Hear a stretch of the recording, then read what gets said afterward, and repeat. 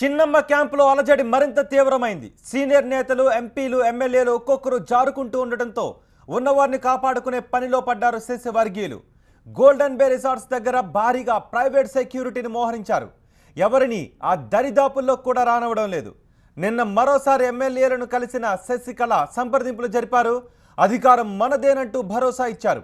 ఎమ్మెల్యేలంతా స్వచ్ఛందంగానే రిసార్ట్స్లో ఉన్నారని, ఎలాంటి బలవంతం లేదని అన్నారు. అనేక అవాస్తవాలను ప్రచారం చేస్తున్నారని, వాటి వెనుక కుట్ర దాగుందని శశికళ ఆరోపించారు.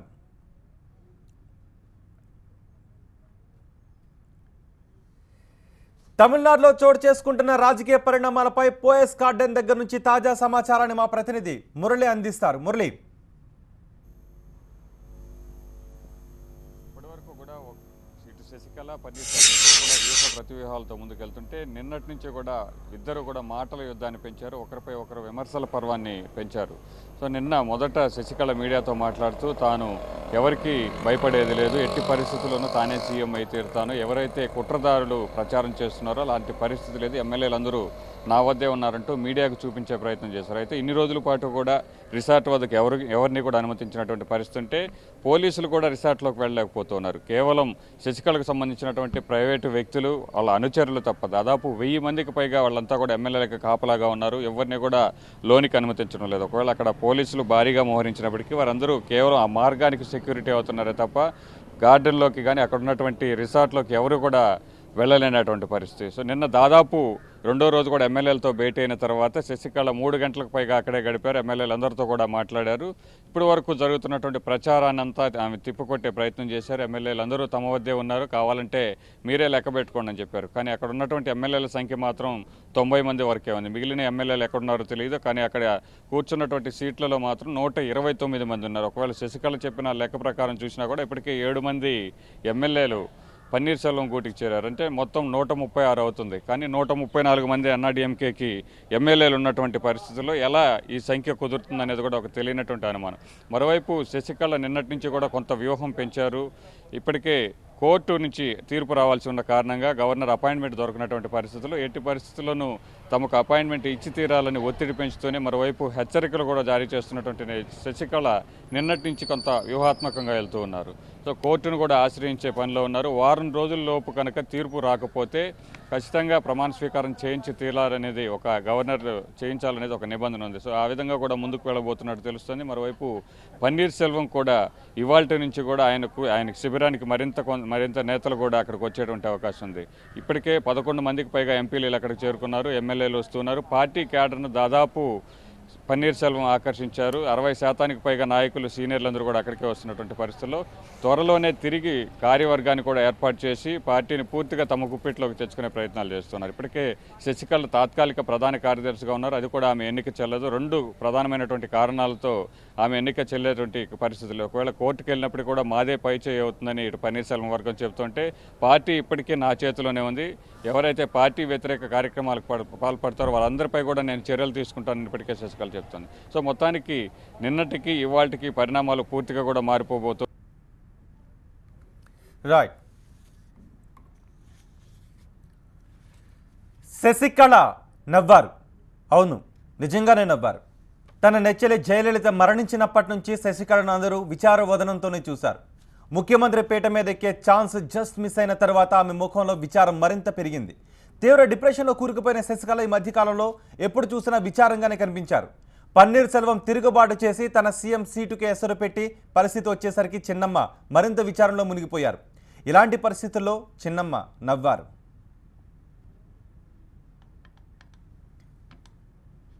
ఆదివారం నాడు శశికళ ఏర్పాటు చేసిన విలేకరుల సమావేశంలో శశికళ ఉత్సాహంగా కనిపించారు. పార్టీ కార్యకర్తలను చిరునవ్వుతో పలకరించారు.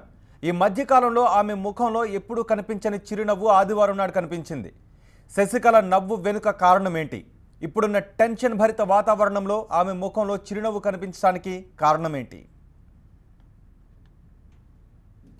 ఆదివారం నాడు శశికళకు కొన్ని ఉత్సాహభరితమైన విషయాలు తెలిసాయి. మాజీ అటార్నీ జనరల్ సోలి సొరాబ్జీ ఒక విషయాన్ని స్పష్టంగా చెప్పారు. అక్రమాస్తుల కేసులో ఒక వారం రోజుల్లో కనుక సుప్రీంకోర్టు తీర్పు ఇవ్వకపోతే గవర్నర్ శశికళను ముఖ్యమంత్రి పీట మీద కూర్చోబెట్టాల్సిందేనని స్పష్టంగా చెప్పారు.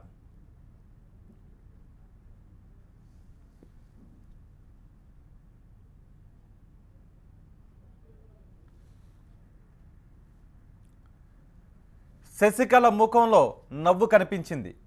నిజంగానే తన నెచ్చెలి జయలలిత మరణించినప్పటి నుంచి శశికళను అందరూ విచార వదనంతోనే చూశారు. ముఖ్యమంత్రి పీఠం మీదకు ఎక్కే ఛాన్స్ జస్ట్ మిస్ అయిన తరువాత ఆమె ముఖంలో విచారం మరింత పెరిగింది. తీవ్ర డిప్రెషన్లో కూరుకుపోయిన శశికళ ఈ మధ్యకాలంలో ఎప్పుడు చూసినా విచారంగానే కనిపించారు. పన్నీర్ సెల్వం తిరుగుబాటు చేసి తన సీఎం సీటుకే ఎసరు పెట్టే పరిస్థితి వచ్చేసరికి శశికళ మరింత విచారంలో మునిగిపోయారు. ఇలాంటి పరిస్థితుల్లో శశికళ నవ్వారు. ఆదివారం శశికళ ఏర్పాటు చేసిన విలేకరుల సమావేశంలో శశికళ ఉత్సాహంగా కనిపించారు. పార్టీ కార్యకర్తలను చిరునవ్వుతో పలకరించారు. ఈ మధ్యకాలంలో ఆమె ముఖంలో ఎప్పుడూ కనిపించని చిరునవ్వు ఆదివారం కనిపించింది. శశికళ నవ్వు వెనుక కారణమేంటి? ఇప్పుడున్న టెన్షన్ భరిత వాతావరణంలో ఆమె ముఖంలో చిరునవ్వు కనిపించడానికి కారణమేంటి?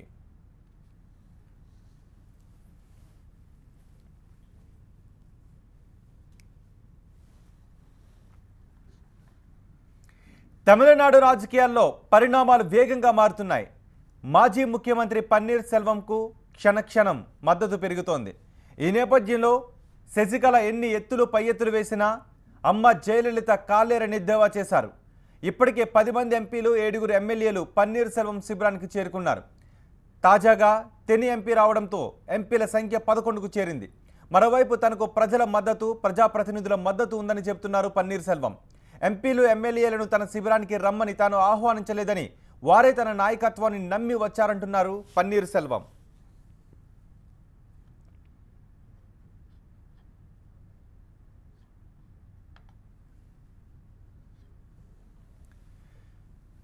విచారణలో ఉన్న శశికళకు ఆదివారం కొన్ని ఉత్సాహభరితమైన విషయాలు తెలిసాయి. మాజీ అటార్నీ జనరల్ సోరీ సొరాబ్జీ ఒక విషయాన్ని స్పష్టంగా చెప్పారు. అక్రమాస్తుల కేసులో 1 వారం రోజుల్లో కనుక సుప్రీంకోర్టు తీర్పు ఇవ్వకపోతే గవర్నర్ శశికళను ముఖ్యమంత్రి పీఠం మీద కూర్చోబెట్టాల్సిందేనని స్పష్టంగా చెప్పారు. తమిళనాడు రాజకీయాల్లో పరిణామాలు వేగంగా మారుతున్నాయి. మాజీ ముఖ్యమంత్రి పన్నీర్ సెల్వంకు క్షణక్షణం మద్దతు పెరుగుతోంది. ఈ నేపథ్యంలో చిన్నమ్మ ఎన్ని ఎత్తులు పై ఎత్తులు వేసినా అమ్మ జయలలిత కాలేరని ఎద్దేవా చేశారు. ఇప్పటికే 10 మంది ఎంపీలు 7 ఎమ్మెల్యేలు పన్నీర్ సెల్వం శిబిరానికి చేరారు.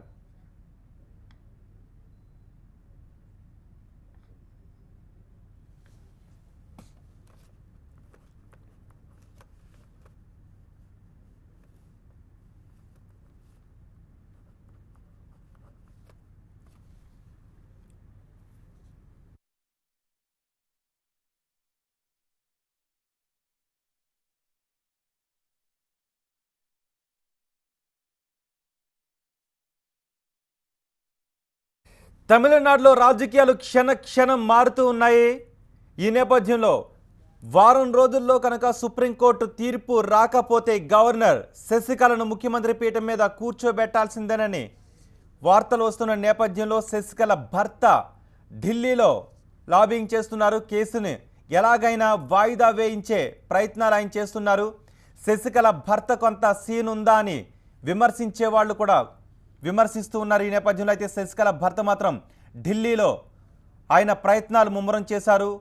సుప్రీంకోర్టులో ఏ అక్రమాస్తుల కేసులో, అవినీతి కేసులో తీర్పు రాబోతున్న నేపథ్యంలో తీర్పును వాయిదా వేయించే ప్రయత్నాల్లో ఆయన మునిగి ఉన్నట్టుగా తెలుస్తోంది.